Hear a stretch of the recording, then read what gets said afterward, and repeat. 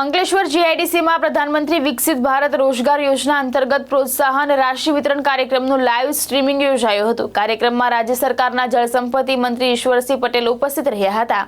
ભારત સરકારના શ્રમ અને રોજગાર મંત્રાલય હેઠળની કર્મચારી ભવિષ્ય નિધિ સંગઠન પ્રાદેશિક કચેરી ભરૂચ દ્વારા અંકલેશ્વર જીઆઈડીસી સ્થિત એઆઈએ હોલ ખાતે જિલ્લા કક્ષાના કાર્યક્રમનું આયોજન કરવામાં આવ્યું હતું।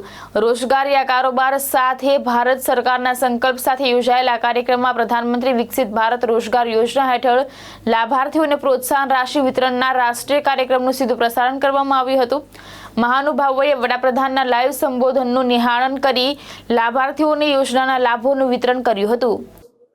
દેશના યશસ્વી પ્રધાનમંત્રી આદરણીય શ્રી નરેન્દ્ર મોદી સાહેબે આજે પ્રધાનમંત્રી વિકસિત ભારત રોજગાર યોજના હેઠળ આશરે 24 કરોડના પ્રોત્સાહિત વિતરણ થયું છે।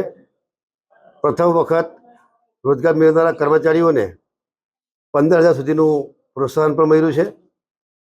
સતત રોજગાર નિર્માણને પ્રોત્સાહિત કરવા માટે માલિકો પ્રત્યે વધારાના કર્મચારી દીઠ માસિક 3,000 રૂપિયાનું પ્રોત્સાહન પણ મળવાપાત્ર છે। PMVBRY યોજના રોજગાર નિર્માણ, રોજગારના ઔપચારિકરણ અને સામાજિક સુરક્ષા માટેના બનાવવામાં આવ્યું છે।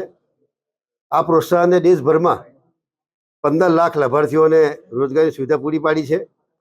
આ યોજના 1 ઓગસ્ટ 2025ના રોજથી અમલમાં છે અને એમાં 99,446 કરોડના બજેટ સાથે આ યોજનાનો ઉદ્દેશ 2 વર્ષના ગાળામાં 37 કરોડથી પણ વધુ રોજગારીનું સર્જનને પ્રોત્સાહિત કરવાનો છે।